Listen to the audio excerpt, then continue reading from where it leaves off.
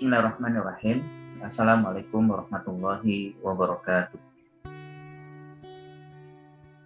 Alhamdulillah, alhamdulillahilladzi an'amana bi ni'matil iman wal islam wa an'amana bi ni'matil amni wassalam wa an'amana bi ni'matis sihhati wal afiyah wa an'amana bi ni'matil Qur'an wa an'amana bi jami'in ni'am. Wassalatu wassalam ala Rasulillah Muhammad ibn Abdillah wa ala alihi wa ashabihi wa man wala, amma ba'du. Subhanaka la ilma lana illa ma 'allamtana innaka antal alimul hakim. Rabbana zidna ilma warzuqna fahma. Allahumma anfa'na bima 'allamtana wa 'allimna ma yanfa'una warzuqna uluman tanfa'una. Asbahna wa asbahan kulillah walhamdulillahi la syarikalah, la ilaha illa huwa wa ilaihi nusyur. Asbahna ala fitratil islam wa kalimatil ikhlas wa ala dini nabiyyina Muhammadin sallallahu alaihi wasallam wa ala millati abina Ibrahim hanifa wa ma kana minal musyrikin. Radina billahi robba wa bil islami dina wa bi Muhammadin nabiyya wa rasulah.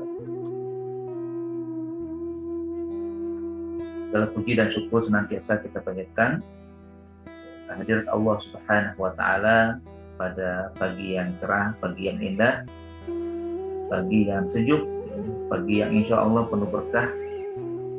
Allah memberikan kepada kita nikmat iman, nikmat Islam, nikmat sehat wal afiyah, nikmat hidup yang damai dan tentram, nikmat Al-Quran, dan nikmat-nikmat yang lain. Sungguh banyak dan berlimpah nikmat Allah yang telah kita rasakan dan kita nikmati. Mudah-mudahan kita nantiasa dilimpahkan keberkahan, dilimpahkan nikmat, dilimpahkan kesehatan, dan tentunya juga kita berusaha untuk mensyukuri segala sesuatu yang Allah berikan, nikmat-nikmat yang memang tidak pernah berhenti Allah anugerahkan kepada kita. Tidak lupa pula salawat dan salam kita selalu sampaikan pada Nabi kita, pemimpin teladan kita, Rasulullah SAW, serta keluarga dan para sahabat, dan juga para pengikut-pengikut yang setia hingga yaumil akhir. Dan kita berharap tentunya juga menjadi orang-orang yang tidak pernah berbelok kepada yang lain, kecuali senantiasa mengikuti, meneladani Rasulullah Shallallahu Alaihi Wasallam. Hadirin wal hadirat, Bapak dan Ibu sekalian dimuliakan Allah Subhanahu Wa Taala. Pada hari ini, insya Allah kita kembali melanjutkan tadabbur surat Al-Baqarah, masuk pada ayat 126, masih terkait dengan kisah keteladanan Nabi Ibrahim alaihissalam. Mengulas pada keteladanan yang pertama, keteladanan yang kedua, bahwa Nabi Ibrahim adalah sosok yang memiliki keimanan yang kokoh. Beliau adalah orang yang senantiasa menjalankan tugas dengan sebaik-baiknya, memenuhi apa yang Allah perintahkan. Berbagai ujian beliau langsung laksanakan atau beliau penuhi dan tunaikan dengan sebaik-baiknya. Bagaimana pula beliau adalah bersama anaknya diberikan tugas untuk membangun Ka'bah, atau juga untuk menetapkan atau menjadikan Ka'bah sebagai pusat peribadatan yang saat itu tidak ada orang sama sekali. Dan pada hari ini kita akan melihat bagaimana Nabi Ibrahim mengharapkan dengan mohon tentunya kepada Allah Subhanahu Wa Taala agar diberikan negeri yang aman dan dilimpahkan rezeki untuk penduduk negeri tersebut. Allah Subhanahu wa taala pada ayat 126 berfirman, "Wa idz qala Ibrahimu rabbij'al hadza baladan amina warzuq ahlahu minat tamarati man amana minhum billahi wal yawmil akhir. Qala wa man kafara fa umatti'uhu qalila thumma aqarruhu ila adzabin nar wa bi'sal masir. Dan ingatlah ketika Nabi Ibrahim berdoa kepada Rabb-Nya, "Ya Rabbku, jadikanlah Mekah ini negeri yang aman. Tidak ada seorang pun yang diperlakukan buruk di sana. Dan berilah penduduknya rezeki dari berbagai macam buah-buahan dan lain-lainnya bagi yang beriman saja di antara mereka."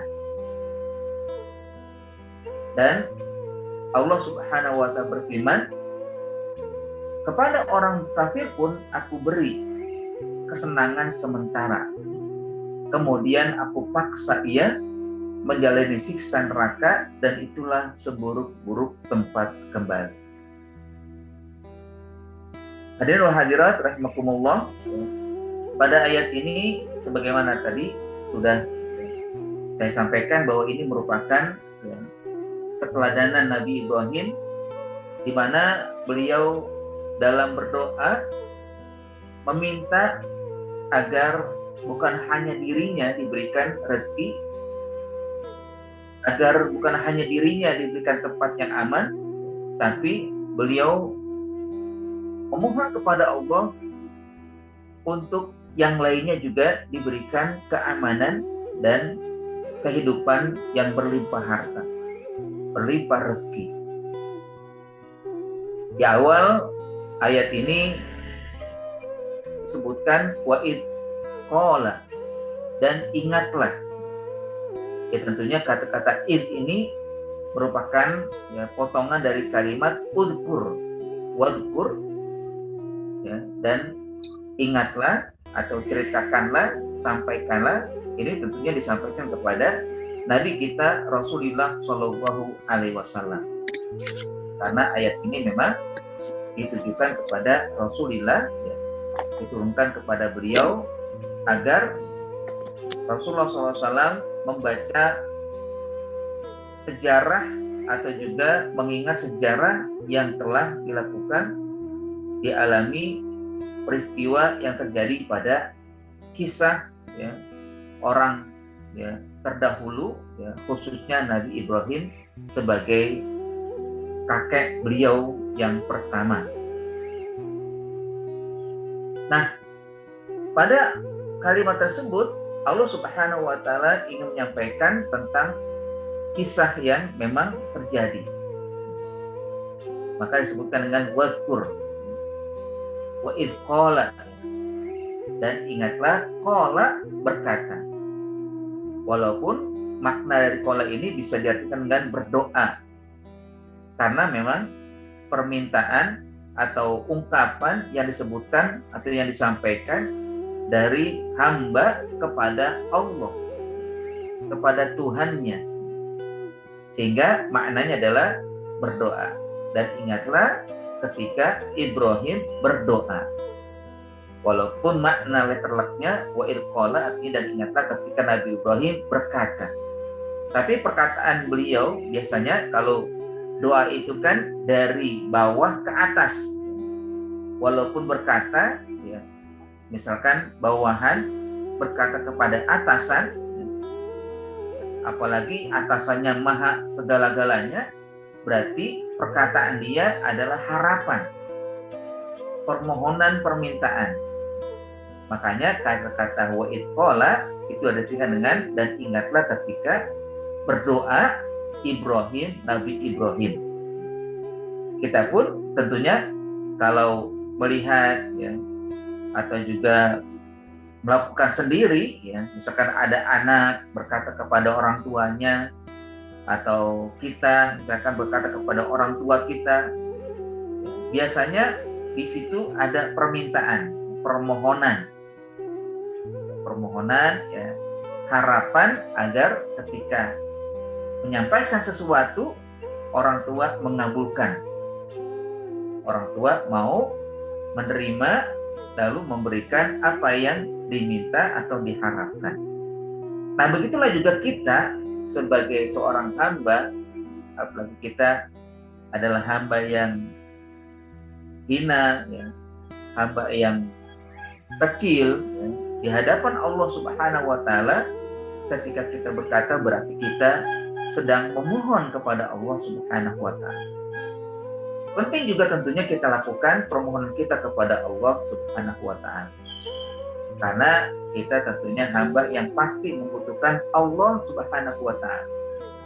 Kita hamba yang tidak memiliki kekuatan, tidak memiliki ya apapun yang saat ini kita rasakan kecuali karena Allah Subhanahu wa Ta'ala. Apalagi kalau kita membutuhkan sesuatu, apalagi kalau kita sedang menghadapi sesuatu, apalagi kalau kita mungkin saat ini sedang mendapatkan musibah, mendapatkan ujian, maka ya tentunya permintaan, permohonan, doa, harapan kepada Allah sangatlah niscaya. Sangat kita ya harus lakukan agar Allah mengabulkan segala sesuatu yang kita harapkan, yang kita inginkan. Mungkin bagi siapa yang sedang menghadapi musibah, ya, menghadapi ujian, sedang sakit, mohonlah kepada Allah. Kalaupun mungkin doa kita merasa belum terkabul, paling tidak kita sudah minta kepada Allah, dan Allah sudah mencatat bagi hamba-hamba yang senantiasa memohon kepada Allah, tidak berputus asa untuk meminta kepada Allah Subhanahu wa Ta'ala. Sekarang ini tentunya kita sangat membutuhkan doa, membutuhkan Allah Subhanahu wa Ta'ala dengan mengungkapkan doa-doa, bersimpulah kepada Allah Subhanahu wa Ta'ala. Karena kita ya, kalau dalam satu ungkapan dikatakan ya, Allahumma ya man la yahtaju ilal bayan wa tafsir hajatuna ilaika kasir. Ya Allah yang tidak membutuhkan penjelasan dan ya, pemaparan atau tafsir, kebutuhan kami kepada Engkau ya Allah sangatlah banyak. Sangat butuh Allah Subhanahu wa Ta'ala.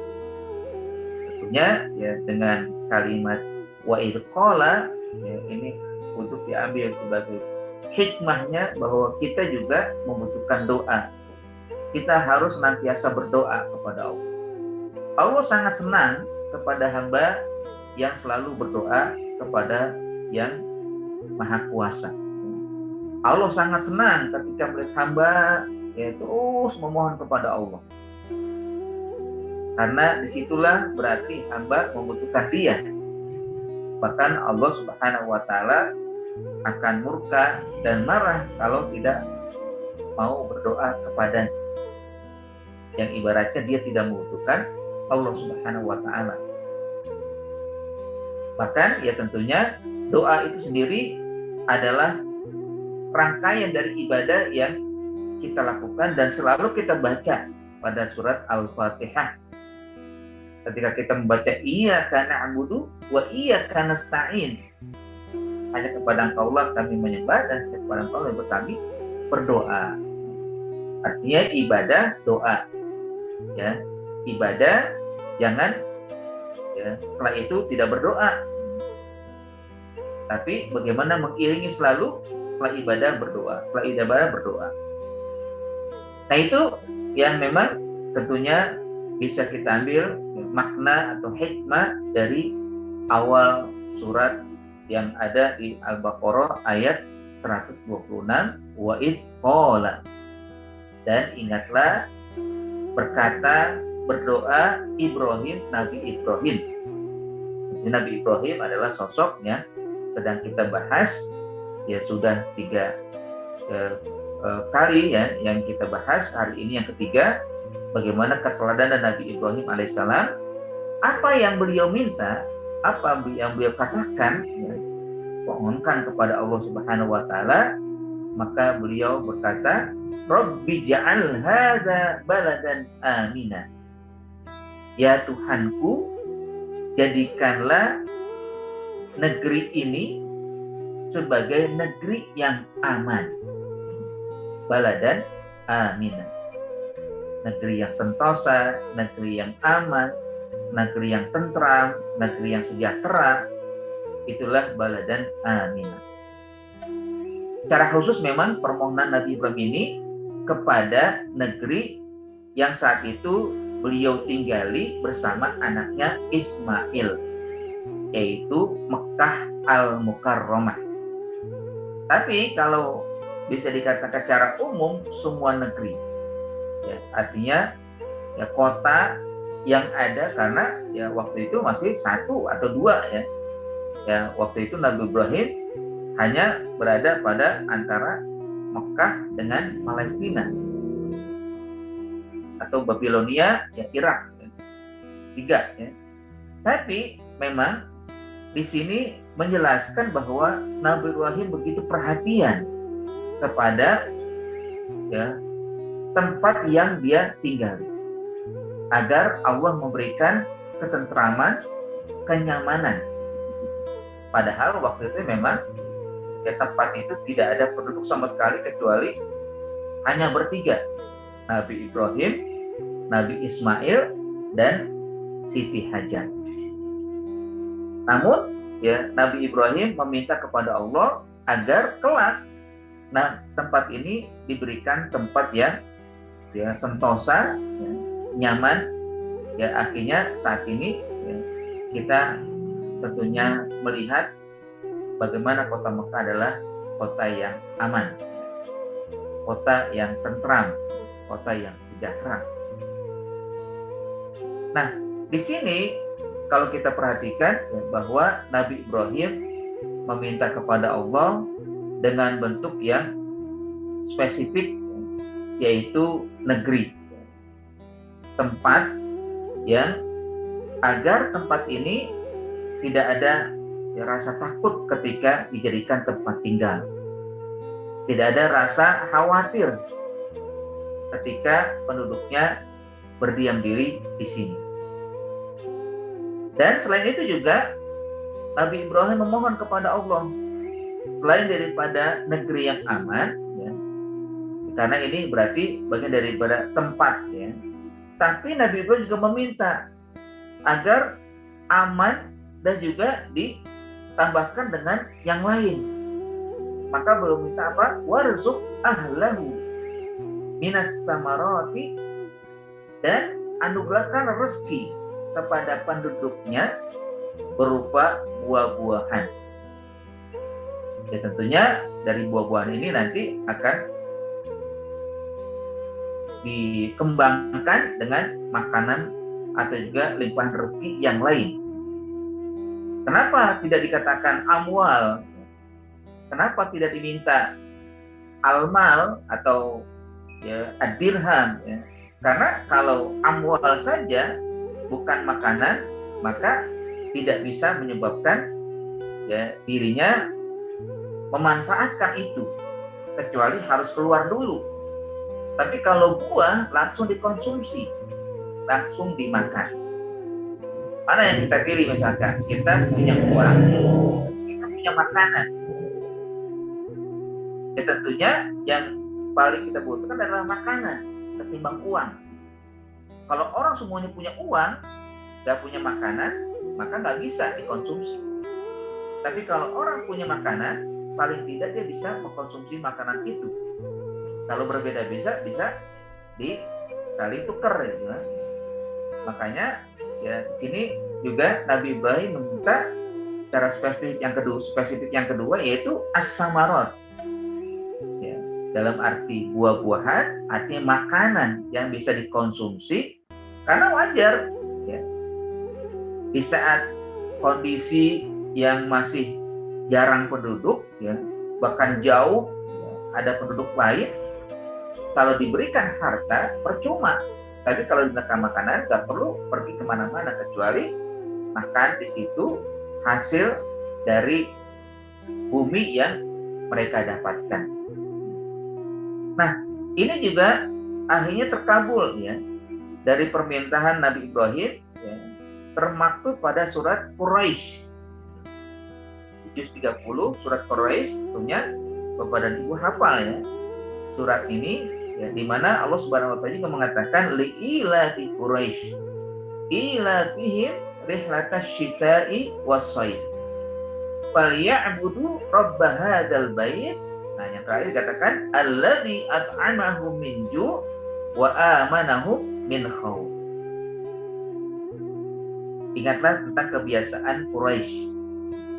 Mereka ya pergi datang atau pergi pulang ya, di musim dingin dan musim panas.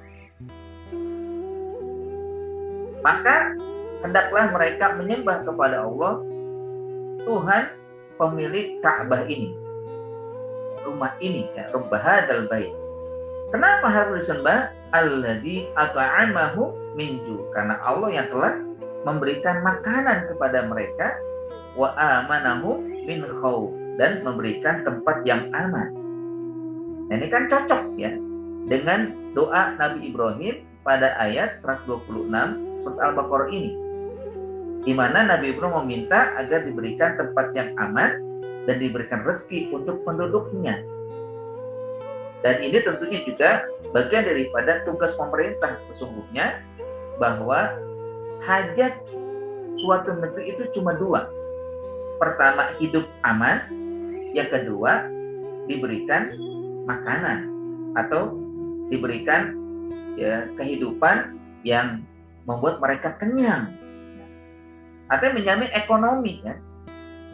Inilah memang hakikat dalam kehidupan bernegara, hakikat kehidupan dalam ya pemerintahan, yang pemerintah bertanggung jawab untuk memberikan rasa aman, untuk memberikan pertumbuhan ekonomi yang akhirnya cara hidup tentram ya, cara hidup juga kenyang, ada terpenuhi dua hajat ini.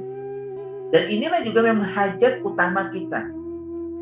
Hajat utama seseorang itu dua hal, ya, memiliki atau mendapatkan kehidupan yang aman dan juga mendapatkan ya pemenuhan ekonomi yang terjamin. Ekonominya artinya ya tidak sulit orang untuk mencari nafkah, ya tidak sulit orang untuk memakan, ya, karena ketika salah satunya hilang, maka akan menjadi kehidupan yang tidak seimbang.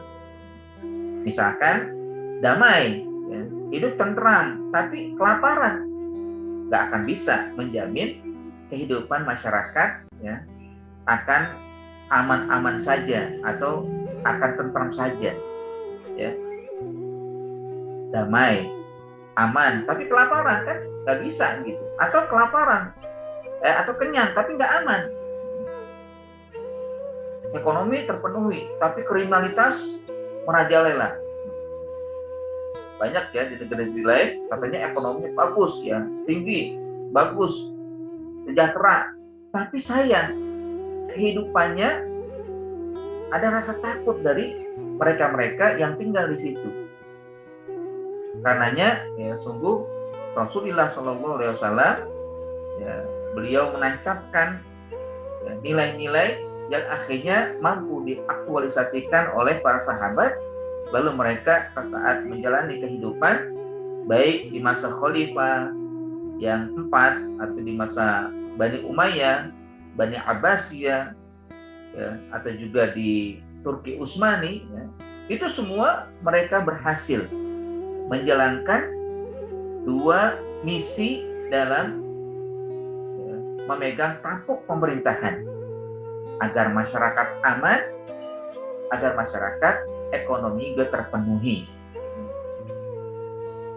Bahkan yang ada ya yang fenomenal adalah di masa Umar bin Abdul Aziz, di mana beliau berhasil memberikan penduduk negeri aman dan juga penduduk negeri ya sentosa, sejahtera ya, dari sisi ekonominya. Sehingga akhirnya ya kehidupannya ya, tentunya akan tentram ya.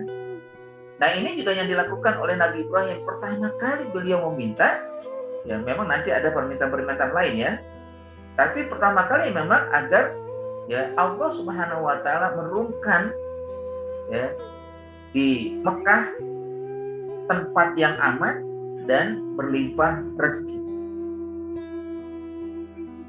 Sehingga dengan dua ini maka tentunya ya, kehidupan yang akan dirasakan oleh suatu negeri atau penduduk negeri itu ya, tidak lagi terjadi kriminalitas, tidak lagi terjadi ya, kelaparan ya, dan hal-hal yang ya, mengerikan lainnya.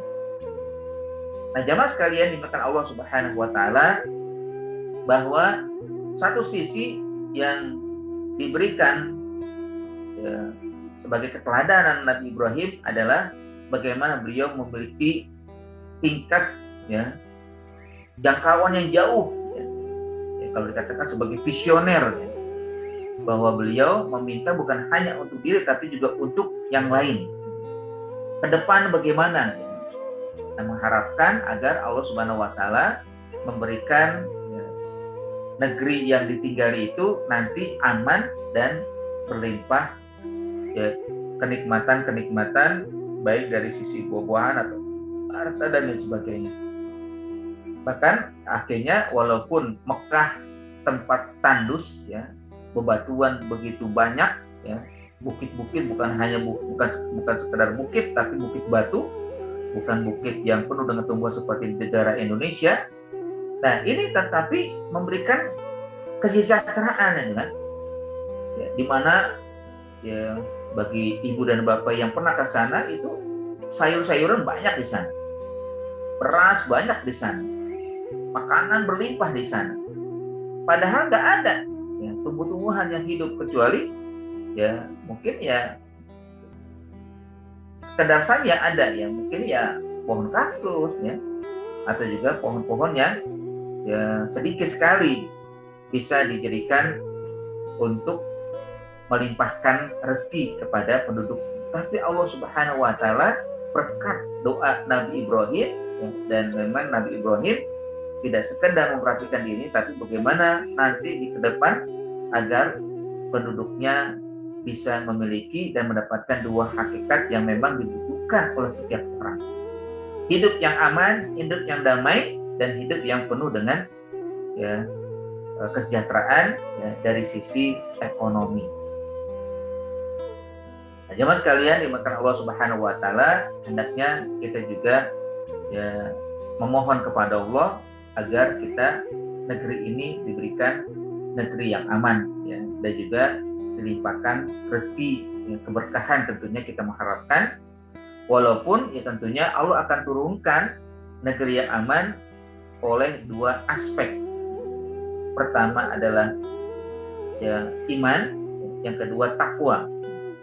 Kalau iman dan takwa sudah ya dimiliki oleh setiap penduduk, insya Allah negeri kita akan menjadi negeri yang aman, negeri yang sejahtera, ya, tidak ada rasa takut dan juga tidak ada rasa ya kelaparan ya, atau juga kekurangan dari rezeki atau dari sisi ekonomi. Disebutkanlah dalam surat Al-A'raf ya, Allah berfirman, walau anna ahlal qura amanu wattaqau lafatahna alaihim barakatin minas samai wal ardh. Sekiranya penduduk suatu negeri beriman dan bertakwa, maka kami akan bukakan, pasti kata Allah akan kami bukakan keberkahan, berbagai keberkahan, baik dibuka dari langit maupun dari bumi. Syaratnya dua itu, iman dan takwa. Apa bedanya iman dan takwa? Ya tentunya kalau iman itu artinya segala sesuatu ya oleh setiap orang meyakini bagaimana harusnya dia menjalankan kehidupan ya, dan juga ya bagaimana dirinya selalu komitmen dengan segala kehendak Allah Subhanahu wa taala. Itulah takwa. Ya, takwa artinya kan menjalani segala perintah, menjauhi segala larangan. Berarti komitmen diri kita ini untuk setia kepada Allah, apapun yang Allah perintahkan kita menjalankan, apapun yang Allah larang kita berusaha untuk menjauhinya. Kalau ini sudah masuk atau sudah kita miliki, insya Allah akan terbentuklah setiap orang, setiap umat ya, sudah memiliki keimanan yang baik, ketakwaan yang kokoh, ya, insya Allah akan terbentuk ya keluarga yang baik, keluarga yang beriman dan bertakwa. Lalu terbentuk lagi lingkungan, ya, lingkungan yang baik. Setelah lingkungan baik, maka terbentuk juga daerah yang baik. Ya, kalau misalkan keluarga itu ada RT, ada RW, ada kelurahan, ada kecamatan. Nah, itu kan sudah menjadi komunitas yang baik. Nah, ketika kecamatan terbentuk, maka menjadi kabupaten atau juga kota yang baik. Dari kota yang baik, maka terbentuk menjadi negara yang baik. Kalau individu-individu sudah terbentuk seperti ini, maka insya Allah al-amnu warizku, ya, kehidupan yang damai, limpahan rezeki pasti akan kita dapatkan, akan diturunkan oleh Allah Subhanahu wa Ta'ala. Tapi hati-hati, ya, kalau sampai penduduk negeri yang tidak mau bersyukur, tidak mau beriman, ya, walakin kazzabu fa akhadnahum bima kanu yaksibun. Kalau berdusta, kalau mengingkari dari apa yang Allah berikan, maka Allah tidak segan-segan mencabut nikmat yang sudah diberikan, atau mungkin kalau belum diberikan, Allah tidak akan turunkan, Allah tidak akan bukakan pintu keberkahan, pintu ketentraman, pintu kelimpahan rezeki. Auzubillah. Kalau kita tentunya Indonesia ya adalah baldatun thayyibatun wa rabbun ghafur. Negeri kita ini tentunya berlimpah begitu banyak, ya. Zamrud katulistiwa kalau orang bilang, ya. Artinya di mana-mana kita bisa mendapatkan makanan, ya. Terus juga harta, ya. Baik dari emasnya, minyaknya, gasnya, mineral dan lain-lain, ya. Atau juga di lautan ikan yang berlimpah. Namun sekarang kita saat ini sedang mendapatkan ujiannya. Maka kita secara pribadi introspeksi, ya saya introspeksi. Dengan sekali introspeksi, apakah kita sudah memenuhi iman dan takwa? Apakah kita sudah jalankan tugas sebagai hamba Allah dengan sebenar-benarnya? Tentunya juga kita harapkan ya pemerintah, orang-orang yang diberikan amanah menjalankan tugasnya mengelola negeri ini harus juga introspeksi diri. Apakah sudah menjalankan amanahnya dengan sebaik-baiknya? Kalau belum, maka bertaubatlah, ya. Kembalilah kepada Allah agar negeri ini menjadi negeri yang dikembalikan, ya. Kesejahteraan bisa diraih, bisa didapat oleh penduduk negeri, ya, rasa aman, tidak ada rasa takut juga tinggal di sini, mereka bisa dapatkan pula. Jadilah pemimpin yang baik, jadilah pemimpin yang menjalankan tugas dengan sebaik-baiknya, karena hakikatnya amanah ini, amanah yang sedang diberikan ini bukan untuk sendiri atau kelompoknya saja, tapi untuk seluruh yang ada di negeri ini. Jadikanlah negeri tercapai dua hal, keamanan dan juga kesejahteraan. Kalau tidak, ya tentunya ya, bisa jadi cepat atau lambat akan terjadi sesuatu yang tidak diharapkan. Apalagi sekarang kalau kita rasakan ya keamanan begitu sulit didapat, ya, kesejahteraan juga banyak orang yang masih menderita. Ini menjadi catatan agar ya, pejabat pemerintah yang diberikan amanah ya untuk bisa menjalankan tugas dengan sebaik-baiknya. Nah, jemaah sekalian berkenan Allah Subhanahu wa Ta'ala, satu sisi yang kita bisa lihat juga di sini pada Nabi Ibrahim dalam doanya, ya, tanda kutipnya adalah bahwa Nabi Ibrahim meminta agar Allah memberikan kehidupan yang aman, kehidupan yang tentram, kehidupan sejahtera hanya untuk orang yang beriman. Satu sisi ya. Sehingga beliau mengatakan apa? Warzuq ahlahu minas samarati man amana minhum billahi wal yaumil akhir. Jadi Nabi Ibrahim meminta kepada Allah, ya Allah, ij'al hadza baladan amina. Jadikanlah penduduk negeri ini penduduk yang aman. Warzuq ahlahu, dan anugerahkan rezeki kepada penduduknya minas samarat, dari berbagai buah-buahan. hanya untuk yang beriman saja. Man amana billahi wal yaumil akhir. Ya, mungkin ya beliau sudah merasakan ya bagaimana model orang yang tidak beriman. Bagaimana akibat ya ketidakimanan mereka, mencabut seluruh kenikmatan, ya, dicabut oleh Allah semua kenikmatan ya, oleh karena ketidakimanan. Sehingga akhirnya beliau meminta, ya Allah, jadikanlah negeri ini tentram, berlimpah ya, rezeki cuma untuk yang beriman. Man amana billah wal yaumil akhir, kan gitu.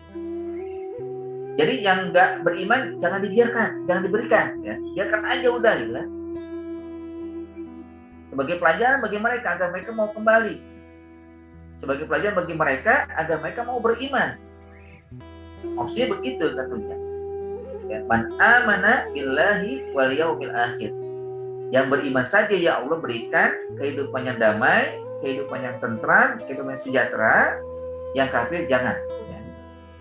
Ini tanda kutip seperti itu ya. Artinya meminta Nabi Ibrahim ya karena kesannya dengan orang kafir, sehingga beliau meminta agar tidak diberikan oleh Allah mereka-mereka yang tidak mau beriman, percuma.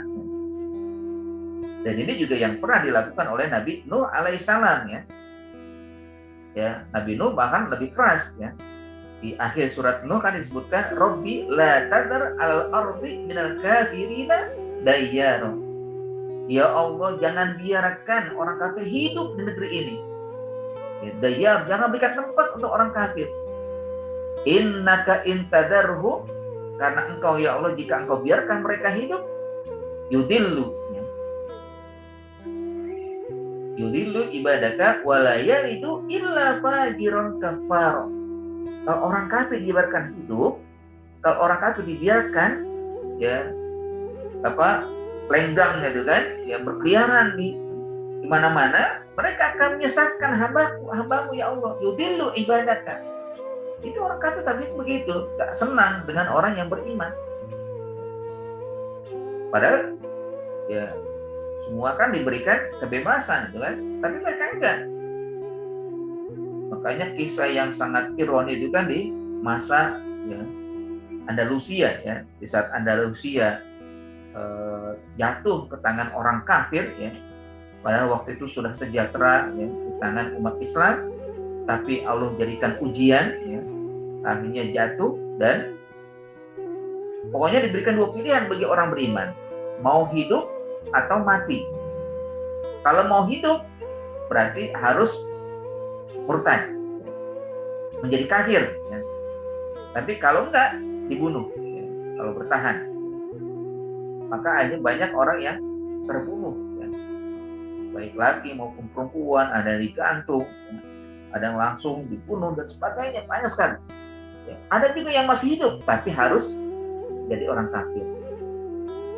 Pernah ya saya pernah posting itu kan, bagaimana kisah nyata dari seorang yang akhirnya menjadi ulama ya.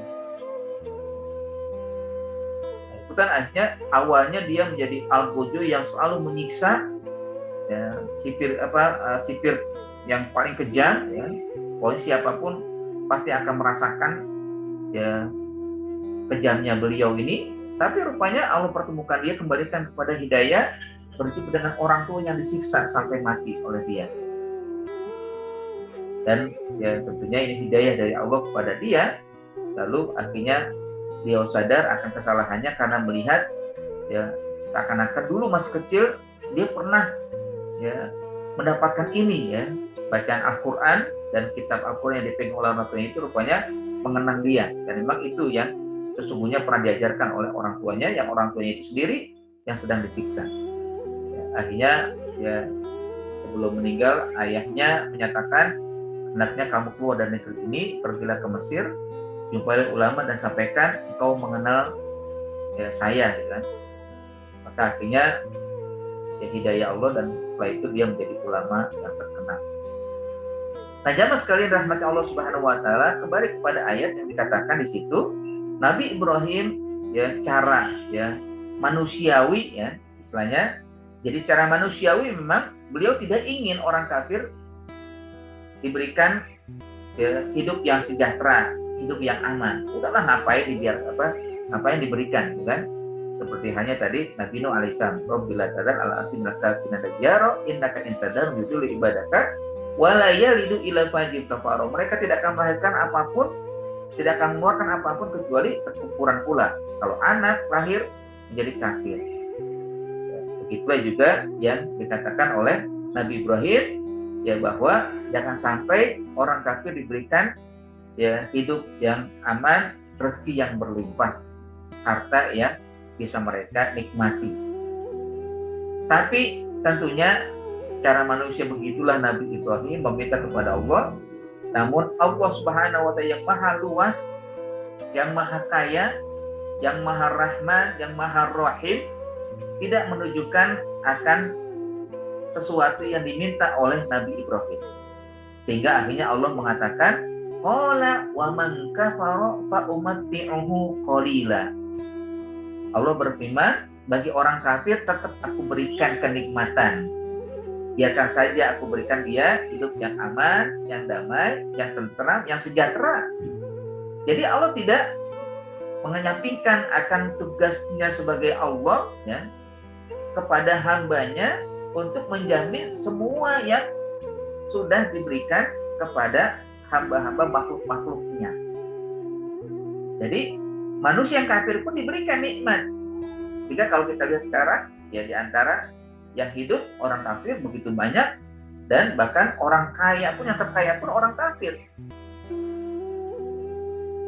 Nah, ini tentunya juga harus kita jadikan hikmah, ya, bahwa hidup ini tidak melulu kita mengejar harta, tapi bagaimana kita harus mengejar yang pertama adalah keimanan, ketakwaan, sehingga kita insya Allah akan mendapatkan nikmat yang banyak atau berlebih, ya, kalau tidak dirasakan di dunia tapi nanti di akhirat insya Allah, ya, kalau kita sudah beriman.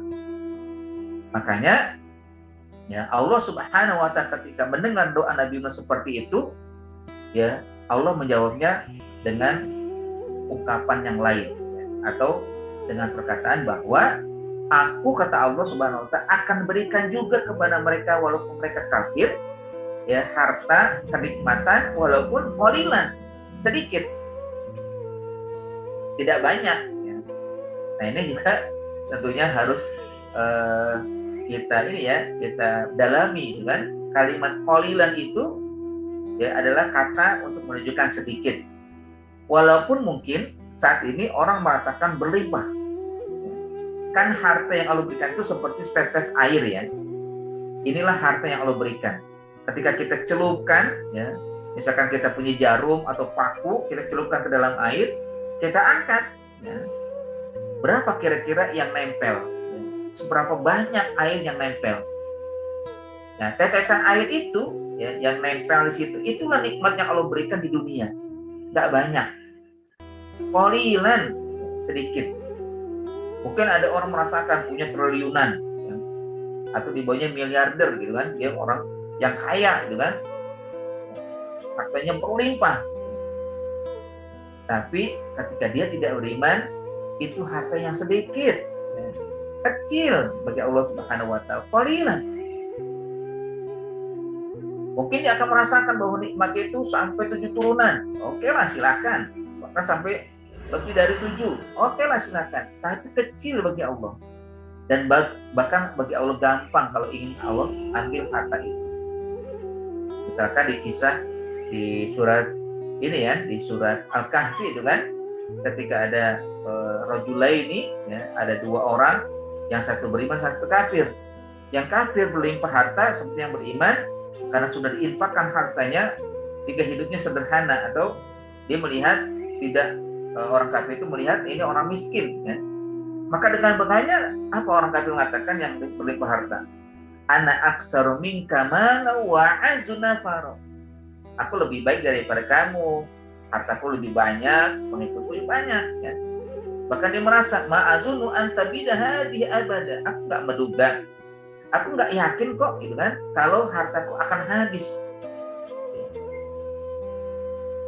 Jadi begitu angkuhnya, ya kan, begitu bangganya dengan harta yang berlimpah. Padahal, ya, sebelumnya disebutkan, ya, atau di surat Al-Qasas ya, tentang Qarun itu ya hancur ya, nggak bisa menyelamatkan ya. Wa khasafna bihi wa bidahil ardh. Ketika Qarun sudah di puncak ya kesombongannya, maka khasafna bihil ardh, maka kata Allah ya, kami tembenangkan ya, kami masukkan dia ya, kami belah bumi, kami tumbangkan dia, harta dan dirinya masuk ke dalam perut bumi. Gak ada sama sekali ya, dikit ya. Sembuh juga akhirnya kan yang tadi dikisahkan surat Al-Kahfi juga demikian, ketika akhirnya Allah ganti, Allah ambil semuanya ya, dia seakan-akan seperti ini ya, seperti membalikan telapak tangan ya, telapak tangan yang putih yang ada itu kan dibalik menjadi coklat itu kan, atau berbeda itu kan. Oh cepat sekali ya, cepat sekali berubah ya. Yang tadinya penuh kenikmatan berubah menjadi kemiskinan, bahkan penderitaan. Nah tentunya di sini dalam ayat yang kita bahas ini, di mana Nabi Ibrahim ya, sekali lagi secara manusiawi beliau memang tidak menginginkan orang kafir, agar Allah membiarkan mereka tidak diberikan. Itu tujuannya adalah agar mereka mau beriman, kalau beriman diberikan, kalau enggak jangan gitu kan. Tapi Allah Subhanahu wa taala dengan kasih sayangnya, Allah tidak akan ya mempedulikan mereka beriman atau tidak, tetap diberikan ya. Karena Allah yang Maha Kasih, Maha Sayang, luas akan limpahan rahmat dan juga rezekinya, tetap orang yang kafir pun diberikan. Ini juga sebagai pelajaran bagi kita bahwa kita tidak hanya fokus berbangga dengan harta, tapi berbangga dengan keimanan kan? Ya, kita harus sandingkan dua ini ya. Kita tentunya berusaha untuk beriman kepada Allah, teguhkan iman, kuatkan iman, sambil kita mohon kepada Allah agar limpahkan rezeki. Sehingga dengan itu kita mendapatkan dua sisi yang seimbang ya, iman dan harta, iman dan kenikmatan ya. Tapi kalau harta saja tanpa iman, auzubillah. Tapi kalau iman saja tanpa harta, masih tetap alhamdulillah. Kita alhamdulillah karena tidak ada nikmat yang berharga kecuali nikmatul iman, nikmatul Islam. Sampai seperti kita juga ini adalah nikmat, kita bisa ya bersama-sama mengkaji Al-Quran. Ini nikmat, nikmat yang sangat berharga, yang insya Allah akan menjadi sebab kita akan mendapatkan pertolongan dari Al-Quran ya. Iqra'ul Quran ya, fa innahu ya'ti syafi'an li ashabi ya, bacalah Al-Quran maka dia akan menjadi penolong, syafaat, pemberi syafaat bagi yang membacanya. Jadi Allah katakan tadi fa umati'uhu qalila ya, ini sebagai sinyal bahwa harta yang kita terima itu sedikit, gak banyak. Tapi tentunya kenikmatan yang sedikitnya harus kita syukuri dan kita imbangi dengan kesyukuran, keimanan atau juga ketakwaan, sehingga akhirnya menjadi nikmat yang terus akan mengiringi kita bukan hanya di dunia tapi nanti di akhirat. Dan ketika orang yang diberikan nikmat dia tidak mau beriman, tetap ingkar, tetap kafir, maka Allah katakan pada ayat selanjutnya atau penghujung ayatnya, tsumma attarruhu ila adzabin nar wa bi'sal masir. Ketika mereka diberikan nikmat ya, mereka merasa begitu banyak dan begitu besar, berlimpah, tapi sayang tidak mau bersyukur, tidak mau beriman kepada Allah, tidak mau jadikan harta untuk dijalankan ya, atau diinfakkan ya, di jalan Allah Subhanahu wa taala, maka Allah katakan attarruhu ila adzabin nar. Jadi seakan-akan Allah terpaksa ya. Sudahlah ya, karena tidak beriman yang diberikan nikmat dan tidak mau bersyukur, aku terpaksa memasukkan dia ke dalam api neraka. Karena nggak mau ya menjadikan harta itu untuk beribadah kepada Allah ya, untuk beriman kepada Allah. Ya udah, bukan berarti Allah zalim, bukan berarti Allah tidak ya memberikan kepada dia nikmat yang lebih, yaitu di surga. Tapi di dunia mereka tidak mau beriman ya. Atau bila ada benar, aku cemburkan dia, terpaksa aku masukkan ke dalam api neraka, dan itulah sebuah buruk tempat kembali, wa bi'sal masir. Jemaah sekalian, ya tentunya sebagai pelajaran kita pada ayat ini sangatlah berharga agar kita selalu mohon kepada Allah diberikan tempat negeri yang aman, sentosa, aman, sejahtera, dan juga kita harus iringi nikmat yang Allah berikan dengan keimanan dan ketakwaan agar yang kita dapatkan kita memiliki keseimbangan atau kesempurnaan nikmat, yaitu nikmatul iman dan nikmatul mal, keimanan juga harta, dan juga agar Allah bukakan kepada kita pintu keberkahan dari langit maupun dari bumi. Jangan sampai kita ingkar nikmat Allah Subhanahu wa taala, sehingga kalau kita ingkar sampai akhirnya akhir hayat mengingkari, nauzubillah, summa nauzubillah, kita tidak pengen ya dimasukkan ke dalam api neraka. Tentunya dua hal yang memang harus kita lakukan. Pertama, mohon kepada Allah. Yang kedua, mensyukuri setelah Allah berikan, Allah anugerahkan nikmat kepada kita. Ya, artinya mohon kepada Allah dilimpahkan rezeki, ya, atau nantias kita membutuhkan Allah Subhanahu wa taala, apapun yang kita hadapi, tentunya kita tetap berdoa, dan setelah itu mensyukuri nikmat yang telah Allah berikan. Apapun kondisinya, hendaknya kita mengucapkan alhamdulillah wa syukurillah. Segala puji Allah dan syukur yang hanya kepada Allah Subhanahu wa taala. Baik, terima kasih atas kehadirannya, partisipasinya pada hari ini, ya. Mudah-mudahan kita semua senantiasa diberikan rahmat oleh Allah Subhanahu wa taala, ya, dan kita dikokohkan, dimantapkan dalam keimanan dan ketakwaan serta kesyukuran. Afwan, Ustaz mau nanya sebentar, Ustaz. Ya, silakan Bu. Ini apanya agak-agak bingung dikit ya. Pertanyaannya seperti ini, Ustaz. Bagaimana ketika seorang veteran atau pensiunan gitu ya, Ustaz ya. Mereka itu yang kita tahu kan setelah menjadi pensiunan atau veteran kan tidak ada maksudnya ada jaminan ataupun ada, kalau veteran yang saya tahu itu kan belum ada jaminan dari negara, Ustaz ya. Jadi kesejahteraannya itu agak kurang. Walaupun hidupnya aman di negara kita, namun kesejahteraannya kurang. Nah ini untuk jasa mereka ini tanggung jawab siapa gitu, Ustaz? Karena mereka kan sudah berngabdi dengan negara kita ini gitu, Ustaz ya. Itu yang pertama. Kemudian yang kedua, bagaimana kalau misalnya kita mempunyai satu pekerjaan gitu, Ustaz ya. Kemudian pekerjaan itu boleh dibilang maaf, misalnya nggak laku dagang gitu, nggak laku-laku gitu, Ustaz ya. Nah ini sementara dia di rumah punya kewajiban untuk memberikan nafkah. Ini rasa kesejahteraan ini kan kurang gitu saja. Jadi ini tanggung jawab dia terhadap keluarganya ini, apakah lingkungan kita atau negara atau apa gitu, ini harus bagaimana, harus bertanggung jawab juga, atau kita kasih tahu kepada orang lain itu. Sebab kan kita harus ada rasa ifah gitu saja, dengan kemiskinan dan keduafaan kita gitu. Nah ini bagaimana nih caranya untuk kita mengetahui bahwa orang tersebut saking ifahnya gitunya, kita tetangganya nggak tahu sama sekali kan, ya imbasnya kan kita tanggung jawab ke Allah. Ini gimana solusinya? Jazakallah khair. Assalamualaikum warahmatullahi wabarakatuh. Waalaikumsalam warahmatullahi wabarakatuh. Baik, pertama memang terkait dengan pertanyaan tentang pensiunan ya, memang ironi ya kalau kita lihat ya, di antara warga negara Indonesia yang sudah sepuh, yang sudah tua, yang dahulu dia adalah seorang pahlawan. Istilahnya ya mungkin walaupun tidak tercatat atau juga mungkin ada yang tercatat, namun sayang banyak ya, kita lihat di media sosial ya, ada yang veteran yang jual koran, orang tua yang minta-minta atau yang pemulung sebagai nauzubillah ya.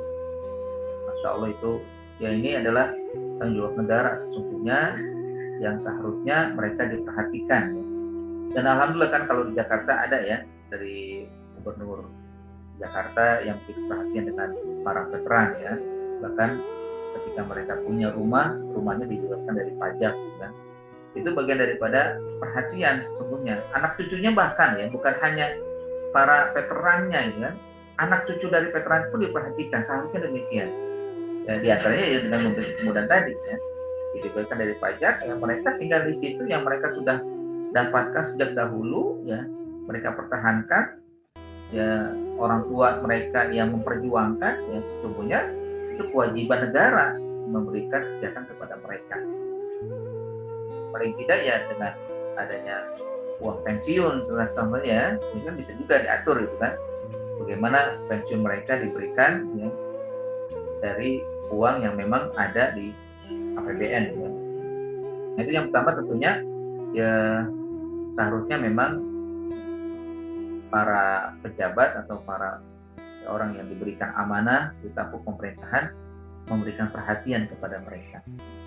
Karena tidak mungkin negara ini bisa berdiri kecuali adanya mereka, karena perjuangan mereka. Kalau mereka mau misalkan mementingkan diri sendiri, nggak akan berdiri di negara kita, negara Indonesia yang aman, yang tentram, yang merdeka dari penjajahan. Nah sekarang bagaimana kita sebagai ya, anak cucu tentunya ya, atau juga orang yang sudah mendapatkan ketentraman, kehidupan yang damai ya, terbebas dari penjajahan, kita mengapresiasi mereka.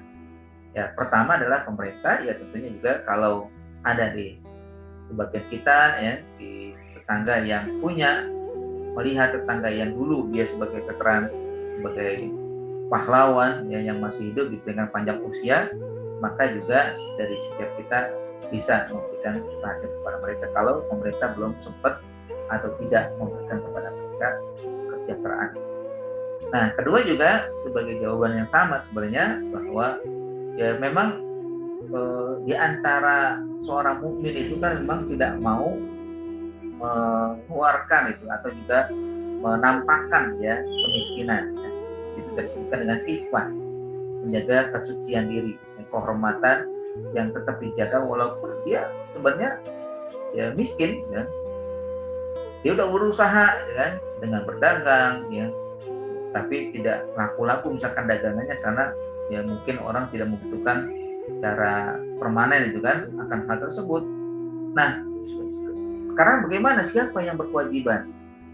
Ya tentunya yang paling utama adalah negara ya, karena ada di undang-undang kan, fakir miskin ya itu kan, dan anak-anak terlantar itu kan dilindungi oleh negara kan. Artinya negara yang punya kewajiban untuk memberikan kesejahteraan, termasuk tadi yang saya ceritakan kisah Umar bin Abdul Aziz kan, dia punya kepentingan untuk memberikan kesejahteraan kepada masyarakat atau rakyatnya, sehingga akhirnya ya mampu itu kan, bahkan ya tentunya dengan cara meningkatkan tingkat kehidupan ekonomi, jadi peredaran ekonomi bisa seimbang. Jadi tidak hanya, kalau sekarang kan kapitalisnya, yang kaya semakin kaya, yang miskin semakin miskin. Ini harus dihindari sebenarnya ya. Bagaimana caranya ya? Pemerintah memberikan stimulus ya dalam ekonomi itu, ya memberikan modal atau juga memudahkan ya, sehingga akhirnya terjadilah kehidupan ekonomi yang seimbang gitu kan. Nah, kalaupun mungkin tidak ya terjadi, nah misalkan ya pemerintah misalkan tidak kurang perhatian ya terhadap mereka, nah kita juga sebagai tetangga hanya memiliki empati ya. Empati bukan jadi apa namanya, kita harus memahami kondisi setiap orang ya. Ini kan diantara hadis Nabi kan ya, wallahi la yu'min ya, tidaklah beriman seseorang ya, orang yang kaya, yang kenyang, sementara ada tetangganya miskin atau tetangganya laparan ya. Nah ini diantara yang bukan dari golonganku, kata Nabi SAW. Alhamdulillah ya. Artinya memang kita pun sebagai tetangga atau kita punya tetangga, kita perhatikan juga. Walaupun dia tidak minta, tapi sesungguhnya harus kita yang memulai, yang punya harta lebih, memulai memberikan kepada mereka. Pernah terjadi ya di suatu kisah itu kan, di masa setelah Hasan Al-Basri ya, seorang tabi'in atau yang lain saya lupa ininya sosoknya. Tapi ceritanya itu gini, ada seorang tukang sol sepatu sebenarnya dia punya keinginan untuk haji, sehingga dikumpulkan uang itu setiap dia mendapatkan keuntungan, kumpulkan sampai tahunan, ya, sampai tercukupi untuk pergi haji. Namun satu saat istrinya yang sedang hamil itu kayak mencium aroma masakan yang enak gitu kan, pengen itu kan, akhirnya dicari mana ini, siapa yang masak. Ketemulah tetangga yang sedang masak daging yang begitu ya membuat ya aromanya itu keinginan sang istri untuk menikmatinya. Ketika didatangi oleh suaminya itu, dia minta, bolehkah aku minta ya makanan ini karena istri saya sangat ya mengidamkannya itu kan. Tapi kata tetangga itu, makanan ini halal bagi kami, haram bagi kalian. Loh, maksudnya apa? Kok bisa begitu? Iya, karena halal bagi kami miskin. Kami mendapatkan daging ini di jalanan, padahal daging dibangkai, tapi kami masak. Kami lapar, kalau kami nggak makan, kami mati. Tapi kami masak. Tapi haram bagi kalian, karena kalian punya harta. Kalian punya uang, gitu kan. Wah, merasa terpukul dia, karena tetangganya temannya nggak diperhatikan. Ya, akhirnya uang yang sudah dikumpulkan sekian lama untuk haji diserahkan semuanya kepada dia. Udah, ini kami punya harta, kami punya uang, kami berikan kepada kalian, sekarang kalian penuhi hajat kalian. Sungguh akhirnya dengan niat seperti itu, jadi malaikat menyampaikan kepada seorang ulama bahwa yang diterima haji pada waktu itu simpulan, padahal dia nggak haji. Nah, artinya itu juga bagian daripada satu ketimpangan itu kan, tapi jangan sampai ketimpangan itu dibiarkan ya tetangga tidak mengetahui kondisi orang lain ya, sehingga akhirnya orang lain miskin, orang lain lapar, tapi tidak ada solusi dari yang lain ya. Jadi bisa juga tanggung jawabnya, terutama tanggung jawab pemerintah ya. Tapi juga tentunya kita bukan hanya sekedar mengandalkan pemerintah, pemerintah itu nggak becus sama pemerintah, hanya kita membiarkan saja, nggak memberikan. Jangan juga, tetap kita sebagai individu juga bisa memberikan. Pola alam itu. Fansad, kalau kita kaitkan dengan sekarang nih, kondisi kita kan udah hampir 2 tahun kurang lebih ini dalam kondisi pandemi ya Ustaz ya. Nah, ini dengan turunnya bansos, apakah itu emang bansos itu kan dari pemerintah ya Pak Ustaz ya. Tapi menurut saya pribadi ini ya, itu bagi orang yang miskin itu dengan turunnya bansos sebulan sekali itu tidak mencukupi untuk kebutuhan para orang-orang miskin. Nah, ini gimana solusinya, Ustaz? Ya, jadi memang usaha pemerintah sudah cukup lumayan ya, tapi memang tidak bisa memberikan, bahkan tidak sampai kepada semuanya ya orang miskin. Bahkan ya dikasih cuma 10 kilo ya beras ya, nggak mungkin sampai 1 bulan itu kan, memang nggak cukup ya. Makanya tentunya ada mungkin bisa diimbangi dengan tetangga yang punya kecukupan, walaupun ya semua kita ini saat ini menderita ya terkait dengan COVID-19 yang memang menghantam berbagai sektor gitu kan. Tapi hanya kalau misalkan punya kecukupan, cobalah berikan semampunya ya. Namun itu bagian daripada ya, keberkahan yang Allah berikan gitu kan. Memang tidak akan cukup. Nah, ini tentunya negara hendaknya sudah mereka melakukan, tapi lebih baik lagi adalah bagaimana bisa ya kalau orang lockdown kan seharusnya kan memang lakukan ya, dengan ketat, dengan bagaimana makanan mereka dijamin kan, sehingga nanti akhirnya ketika lockdown selesai lebih cepat itu kan untuk memulihkan ekonomi ya, kalau sekarang kan mungkin orang melihat ya kayak nggak sungguh-sungguh itu kan. Ya, dulu PSBB, sekarang PPKM, bahkan diperpanjang setiap minggu, ya kan? Akhirnya orang disuruh diam di rumah tapi nggak diberikan jaminan. Ya. Ada mungkin ya kayak tadi yang sebutkan dapat bansos, tapi kan nggak cukup. Ya mereka kan ya ada yang anaknya 2, ada yang 3, 4, ya berarti kan ya kalau diberikan beras cuma segitu ya, atau dikasih uang misalkan berapa sih, 300 ya, nggak cukup bagi mereka. Ya. Artinya memang tetap ya mereka punya tanggung jawab ya, pemerintah punya tanggung jawab untuk mensejahterakan. Nah, kita juga sebagai tetangga sebenarnya harus juga bisa lah yang memberikan kepada mereka seperti yang dilakukan oleh para sahabat yang menabung kehidupan bersama. Itu Bu. Ya Ustaz. Jazakallah khairan. Baik, terima kasih atas kehadirannya dan ini hanya banyak yang sibuk ya, yang izin duluan ya. Mudah-mudahan besok bisa kembali. Terima kasih atas semuanya. Marilah kita tutup dengan kita kepada Allah Subhanahu wa taala. Astagfirullahaladzim. Bismillahirrahmanirrahim. Alhamdulillahirabbil alamin. Hamdan syakirin, hamdan na'imin, hamdan yuwafi ni'amahu wa yukafi mazidah. Ya Rabbana lakal hamdu wa lakal syukru kama yanbaghi li jalali wajhika wa 'azimi sultanik. Radina billahi rabba wa bil islami dina wa bi Muhammadin nabiyya wa rasulah. Allahumma ighfir lana wa liwalidina warhamhum kama rabbawna shighara. Allahumma rzuqna rizqan halalan thayyiban mubarakan fih. Allahumma inna nas'aluka ilman nafi'a wa qalban khashi'a wa rizqan wasi'a wa amalan mutaqabbala. Allahumma inna nas'aluka isyatan haniyah wa mitatan sawiyah wa maradun warahmati wala qadid. Ya Allah ya Rahman ya Rahim, kami mohon kepadamu limpahan rezeki, berkahilah hidup kami, berkahilah harta kami, berkahilah keluarga kami. Ya Allah, jadikanlah kehidupan kami untuk mendapatkan ridhamu ya Allah, yang telah kami dapatkan di dunia dan belum dapatkan di akhirat nanti.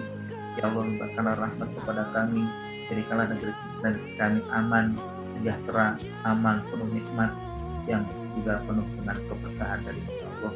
Ya Allah, bagi kami di antara kami yang sehat, maka sehatkanlah kami selalu menjadi sehat ini syukur. Bagi kami di antara kami yang sakit, berikanlah kesembuhan dari kami atas sakit kami.